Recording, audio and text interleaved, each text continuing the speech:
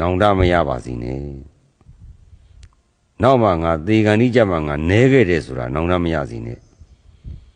အဲ့ဒါကိုအမြဲတမ်းမှတ်ထားပါအခုလိုကိုကျမ်းမှာစိတ်ကျမ်းမှာကိုယ်စိတ်နဲ့ကိုယ်ရုပ်ဇေလိုဝဇေလိုရတဲ့အချိန်ဒီတန်ဖိုးအရှိဆုံးဖြစ်ပါတယ်အဲ့ဒါတွေကိုတရားအထုတ်မှုနဲ့အသုံးမချခဲ့လို့ရှိရင်ပြည်တန်တဲ့ဗရမ ्या ပေတုံးပေါ်တင်ပြီးထုခွဲပြစ်တယ်လို့အလကားဖြစ်ကုန်တယ်အဲ့အတွက်ကြောင့်နောင်တမရအောင်နောက်မကြဘူးအဲ့ဒါသိထားပါနံပါတ်1တိုက်တွန်းတာကတော့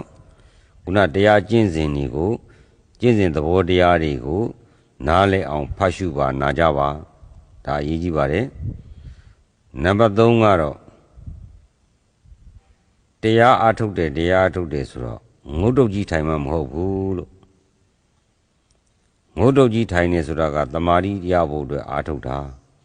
တမာတိရှိမှပညာကိုယ်တာမှန်ပြီမဲ့တဲ့ယောဂီတို့အနေနဲ့ကနိဝရဏတရားတွေကိုပယ်နိုင်ဖို့ဆိုတာမလွယ်တော့ဘူးလွယ်နဲ့မရနိုင်ဘူးဦးဇင်းစင်ကူမှာလဲရှင်းနှံ့မှာပြောပါတယ်သားနဲ့မြားနဲ့စီးပွားရှာတဲ့ပုဂ္ဂိုလ်ကြီးပရမယုံနဲ့မမြင်နိုင်ဘူးလို့တော်တော်ခက်ပါတယ်တော်တော်လေးကိုယဉ်နီးမှမိုးလင်းလားမိုးချုပ်တာလားကိုမသိရအောင်စားမှအေးရမှန်ကိုမသိရအောင်မလွတ်တမ်းအဲ့ဒီလိုပေးတည်ပြီးလုံနိုင်မှပရမယုံနဲ့မြင်နိုင်ပါတယ်အဲ့ဒီလိုမလုံနိုင်ရင်မမြင်နိုင်တဲ့အတွက်ကြောင့်ဒါဖြင့်ဘယ်လိုလုပ်ရမှာလဲလို့တရားဘယ်လိုရှားမလဲဆိုရင်ဦးဇင်းဟောထားတာတရားဓာတ်ကိုလောကမှာရှုလို့ရတာတွေအများကြီးရှိပါတယ်တရားဆိုတာတတ်တတ်ကြီးမဟုတ်ဘူးတဲ့ကိုယ်ခန္ဓာပဲတဲ့ဒီခန္ဓာဟာတရားတော်ကြီးပါပဲလို့ပြောထားပြီးဘယ်လိုက်ရှာမလဲဆိုတော့ကဲဘယ်လိုလုပ်ဖြေရှာမဲ့ခန္ဓာကြီးကတရားပါလို့ပြောတာအဲ့ဒါကိုခန္ဓာပြင်းမဲ့ဘယ်လိုက်ရှာမလဲဆိုတဲ့ဟာကအဲ့ဒါတရားသဘောကိုနားမလည်လို့ပါအဲ့တော့ခုနလိုနိဝရဏတရား၅ပါးတွေ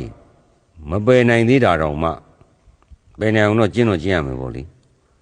မပယ်နိုင်သေးတာတော့မှငုတ်တုတ်ထိုင်မဟုတ်ဘဲနဲ့ဘုရားရှင်ရှိမှမဟုတ်ဘဲနဲ့ရှာလို့ရတဲ့ရှုလို့ရတဲ့တရားတွေကိုဦးဇင်းဟောထားပြီးပါပြီအဲ့ဒီမှာဦးဇင်းတို့ဒုက္ခသစ္စာတရားထမင်းစားလာတယ်အဲ့ဒါတရားပြပြီတရားကပြပြီကိုကမရှုတာကဲစားလောင်ခြင်းဒီအတ္တသဘောလားအနတ္တသဘောလားလို့သုံးသပ်လိုက်တယ်စားလောင်ငါလောက်တာလားကဲအဲ့လိုသုံးသပ်တော့ငါလောက်တာမဟုတ်ဘဲနဲ့သူ့သဘောသူဆောင်လာပါလားဖောက်ပြန်လာပါလားလို့ငါမတိုက်တွန်းမဲနဲ့ငါမဟုတ်ဘဲနဲ့ငါလိုမဟုတ်ဘဲနဲ့အလိုလိုပေါ်လာတဲ့တရားပါလားလို့အဲ့လိုရှုတာအဲ့ဒါတရားတွေ့တာအမှန်ပါပဲလို့နော်အဲ့ဒီတရားသည်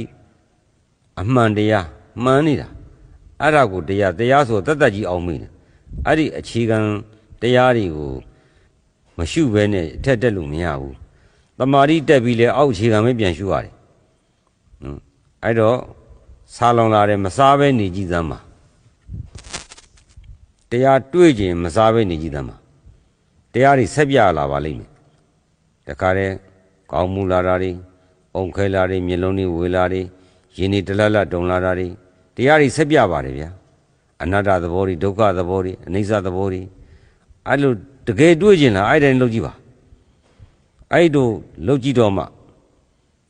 အခုကွာရတင်းသမားတွေဝင်လဲဝင်ရောတောင်းကြမ်းတာဒီပြည့်နေရာတွေအဲ့မှာစိတ်တိုင်းမကြစိတ်လူမကြဒါလူ